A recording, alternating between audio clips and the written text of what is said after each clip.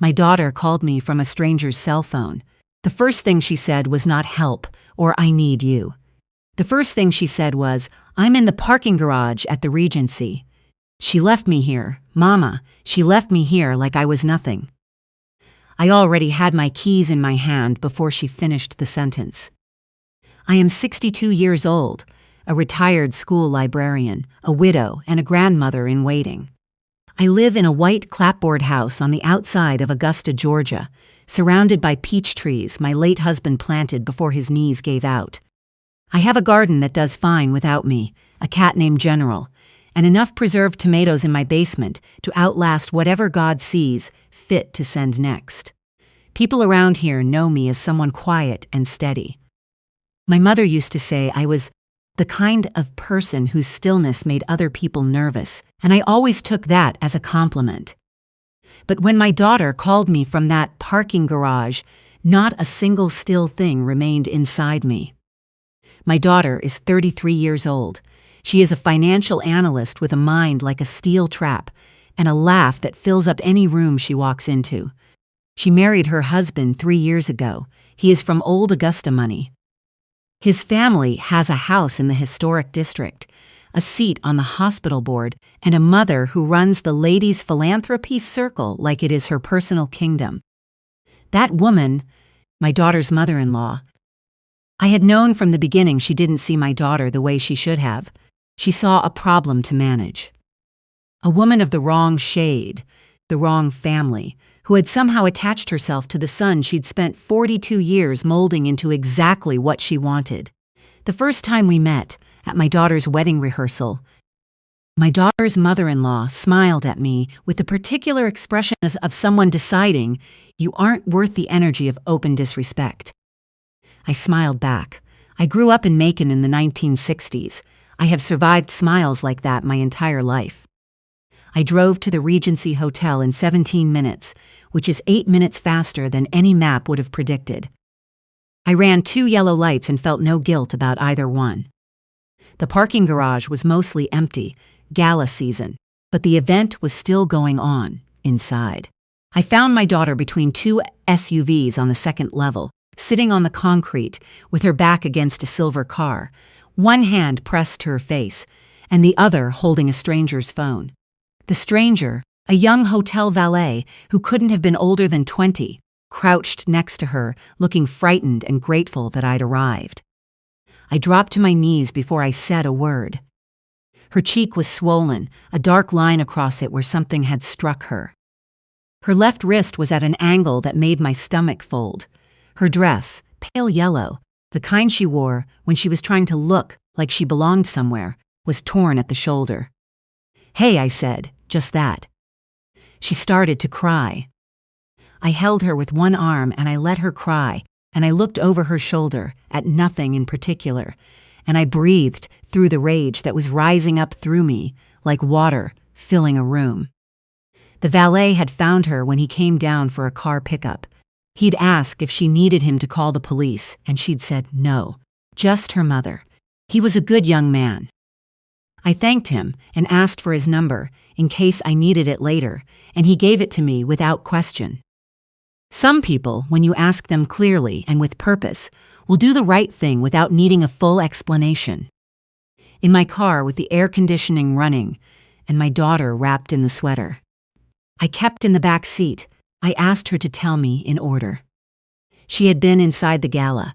Her mother-in-law had invited her, which was unusual because normally those events were family only, and my daughter had never quite qualified as family in the older woman's accounting. But she'd been invited this time. 2 weeks earlier, my daughter had noticed something irregular in the Philanthropy Circle's annual report. She was a financial analyst. Numbers were her first language. She had seen a series of transfers to a consulting firm she'd never heard of. A firm with no digital footprint, no registered address, no listed employees. She'd asked a colleague to run a quiet background check. The firm had been incorporated 18 months ago. Its registered agent was a name she recognized from her mother-in-law's personal correspondence. Her mother-in-law's maiden name. She had decided to give the woman a chance to explain before going any further. That was my daughter's way. She believed in giving people a chance because she had been given chances in her life. I had raised her to be fair. I had also raised her in a world that did not always deserve fairness, and in that particular gap between what I taught her and what the world was, a lot of the pain in her life had grown. She'd told her mother-in-law at the gala, quietly between courses, she'd said, "I found something in the circle's financials. I think we need to talk about it before this goes further." Her mother-in-law had looked at her for a long moment. Then she'd smiled, that same particular smile from the rehearsal dinner, and said, "Let's step outside." They'd walked through the service corridor to the parking garage together. My daughter, thinking they were going somewhere private to talk. Her mother-in-law had not spoken the whole walk. My daughter said she'd had a moment, just one moment, where something felt wrong, but she'd dismissed it because who prepares themselves for their husband's mother to be capable of this? She showed me her wrist, said the woman had come at her from behind with a clutch purse that had something heavy inside. Had hit her across the face, had told her while she lay on the concrete that she had ruined nothing, that my daughter came from nothing, that whatever she thought she'd found, no one would believe a word of it, because no one ever believed women like her over women like herself. Then she had taken my daughter's phone, walked back to the elevator, and returned to the gala. She had left my daughter on the concrete floor and gone back to her dinner. My daughter said those words very evenly, like she was reporting a transaction. But her voice had a quality to it, thin around the edges, and I knew that quality. It was what her voice did when she was protecting herself from something she hadn't had time to process yet. I asked if she wanted to go to the hospital. She said no. I asked why. Because she knows everyone on the board of St. Mary's, because my husband doesn't know what happened yet, and I don't know which way he'll go. And until I know that, I can't be somewhere she can reach me. I looked at my daughter for a long moment. "Is there something else you haven't told me?" I said. She put her hand on her stomach. I went still. 14 weeks, she said. "We were waiting to tell people. I told her tonight. I thought." She stopped, started again. "I thought if she knew, she would stop. I thought it would matter to her." The thing about rage is that at a certain point, it stops feeling like an emotion and starts feeling like weather. That is what happened to me in that car. The rage stopped being mine specifically and became something environmental. Something that was simply present, like pressure, like heat. I called my brother. My brother is 58 years old and spent 26 of those years as an investigative analyst for the federal government. The specific agency is his story to tell, not mine. He retired there 4 years ago to moved back to Georgia to restore a house in Sillegeville and grow tomatoes, and I always suspected because he was tired of the kind of work that required you to have no last name. He is the most methodical person I have ever known. He does not raise his voice. He does not rush. He looks at problems the way a watchmaker looks at a mechanism, like he has all the time in the world and is simply waiting for the broken piece to reveal itself. I told him everything. He listened without interrupting. When I finished, he was quiet for a moment. Then he said, "Is she in your car right now?" "Yes." "Is the pregnancy stable?" "As far as she knows." "Okay. Drive to the Waffle House on Wheeler Road and stay there. Order something, sit in a booth with a window. I'll be there in 40 minutes. He arrived in 37. He had a bag, 2 prepaid phones, and a tablet not connected to any network I understood. He sat across from us in the booth and listened to my daughter tell the whole story a second time, taking notes in a small green notebook with a mechanical pencil, the same kind he'd used since we were kids. When she finished, he turned to her. "You said your colleague ran a background check on the consulting firm." "Yes, she has a hard copy." "Good." He closed the notebook. "I want you to understand what we're dealing with. This woman has been funneling money from a registered nonprofit. That's federal territory, depending on the structure. But that's secondary. What's primary right now is your safety and the baby." He looked at me. "You can't take her to your house yet." "I know." There was a motel in a small town west of the city. Cash, no questions, clean, quiet. He'd used it before for witness situations. That night, I drove my daughter there while my brother made phone calls from a payphone outside the Waffle House, the way he used to in another life.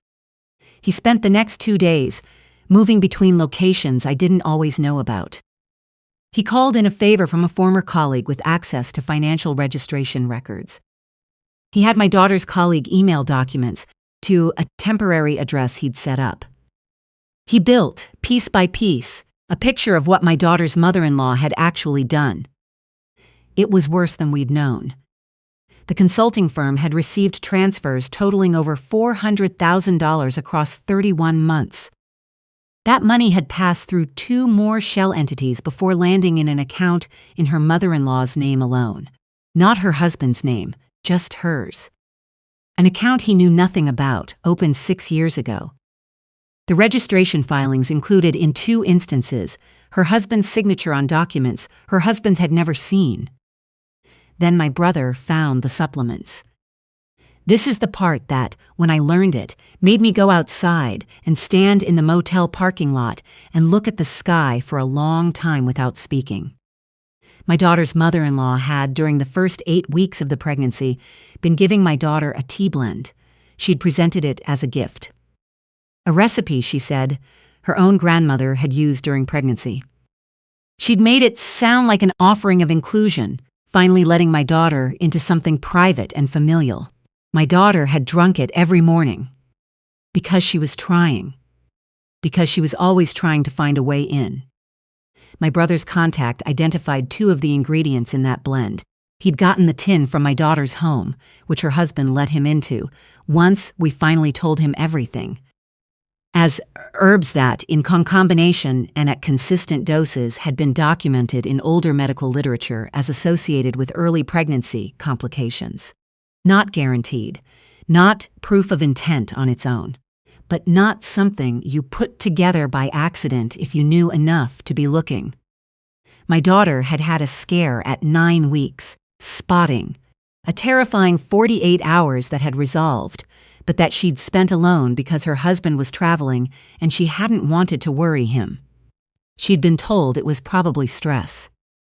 She told me this in the motel room, sitting on the edge of the bed with her wrist in a proper brace. My brother had brought a doctor to see her, an old friend who asked no unnecessary questions. I sat beside her and held her hand, and I did not let myself speak for a very long time. "I thought it was my fault," she said quietly. "I thought I'd done something wrong." "I know." She handed it to me herself. She watched me drink the first cup. I did not say anything. There was nothing to say that the silence didn't say better. We told my daughter's husband everything on the 3rd day. My brother laid out the documentation with the kind of precision that doesn't leave room for interpretation.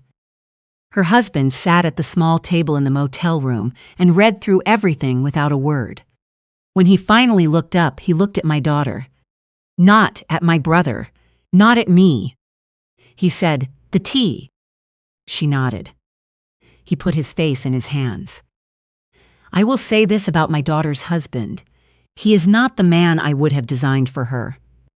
He moved through his life for a long time, with his eyes aimed slightly sideways, because looking directly at his mother required a courage he'd never been asked to develop. But when he finally looked, when there was nowhere else to look that wasn't the truth, he did not flinch away. He sat there for a long time with his face in his hands, and when he took his hands down, his jaw was set, and his eyes were red, and he said, "What do we need to do?" We went to his father. My daughter's father-in-law had built a real estate company over 30 years.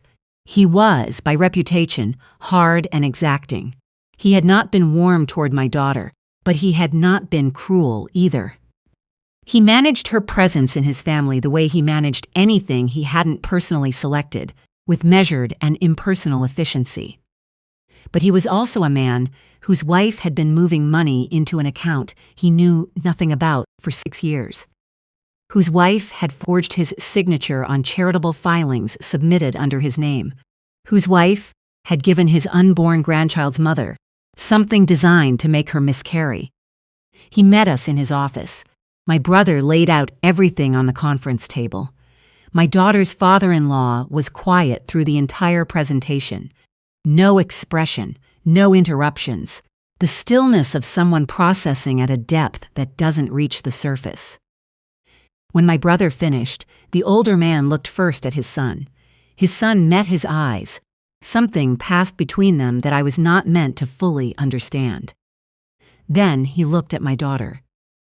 "I owe you an apology that is going to take longer than this meeting to deliver properly," he said. My daughter said, "What I need right now isn't an apology." "I know. What do you need?" "I need her to actually face what she did. Not a settlement, not an agreement that protects everyone and buries everything. I need her to stand in front of people and answer for it." He was quiet for a moment. Then he said, "I'll call the DA's office this afternoon." My brother leaned forward. "I'd like to be part of that call, if you're willing." The older man looked at my brother for a long moment, the same measuring look he'd applied to everything else, and nodded once. My daughter's mother-in-law was arrested 11 days later. Embezzlement, fraud, charitable fund diversion. The charge related to the tea blend is still working through the system, which moves slowly as systems do, but it is moving. She made statements through her attorney about misunderstanding and community service and years of dedication. There were people in Augusta who believed her at first because she had built her reputation carefully for exactly this kind of weather, a structure she believed she could shelter under. But my brother had spent 3 days documenting the foundation of that structure. It did not hold. My daughter's husband filed for legal separation 2 weeks after the arrest. That was his choice, not mine and not my daughter's. He told her he couldn't be the person she deserved while still carrying so much of the person his mother had made him, and that he needed time to figure out how much of that second person could be taken apart and replaced with something better. My daughter listened to this. She said she understood. She did not ask him to stay or to go. She is not the kind of woman who asks people to do things they haven't already decided to do. She respects the interior of other people too much for that. They talk now about the baby, about what shared parenthood might look like when the person you share it with is someone you're still learning how to know. I don't know where that goes. I don't think she either, but I see when she speaks to him that she is not afraid, and that is something. I moved in with her for the last 2 months of the pregnancy. We planted a container garden on her back porch because the soil around her building wasn't suitable for in-ground planting, and neither of us was willing to give up on having tomatoes. We ate dinner together every night. I taught her how to make my mother's cornbread the way it was supposed to be made. She had maintained for years that it was impossible to replicate at home, and she finally admitted, after the 4th batch, that she'd been wrong. Her daughter was born on a Tuesday in September, at 20 minutes before 8 in the morning, 7 pounds and 4 ounces of pure and absolute determination. My daughter looked at her for a long time before she spoke. Then she looked at me. "I want to call her Odessa," she said, "after your grandmother. I have been 62 years old for 8 months now, and I have done many things in those years. I have buried a husband and finished a degree and raised a daughter alone for 9 years after that. I have held my tongue in rooms where speaking would have cost more than I could afford, and I have spoken in rooms where silence would have cost more than that. I have known fear and loss and the particular exhaustion that belongs to being a Black woman in America, who still believes, despite an abundance of evidence to the contrary, that most things can be survived. I have never cried the way I cried in that hospital room. Odessa was my grandmother's name. She grew up in Alabama and cleaned houses for 50 years to send her children to school, and never once in her life described herself as struggling, even when she was.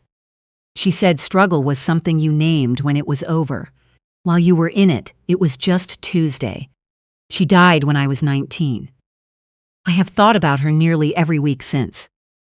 My brother came to the hospital that afternoon with flowers and a look on his face I hadn't seen since we were children. Open, uncomplicated, purely glad. He held little Odessa for 20 minutes without saying a word, which for my brother is either the highest form of love or the highest form of concentration, and I have come to believe those may be the same thing. My daughter's father-in-law visits on Sunday afternoons now. He brings things for the baby and is learning, slowly and with visible effort, to be present rather than to manage. He told me once, standing in my daughter's kitchen while I made coffee, that he had spent his whole life building something to pass on and had never thought clearly about who deserved to receive it. He didn't say anything else. He didn't need to. I thought of my grandmother when he said that. About everything she built that no one catalogued or titled or transferred in any formal proceeding. About how strength that passes through a family is invisible until the moment you need it, and then it is the only thing in the room. Little Odessa has her mother's hands and her great-great-grandmother's name, and she will grow up knowing both of those things matter. She will grow up knowing that the women who came before her did not break, even when breaking would have been so much easier. Even when the world told them, through laws, through silence, through smiles that were never actually smiles, that they were not worth protecting. They were, we are, she is. That is the only inheritance that has never needed a courthouse to make it legal.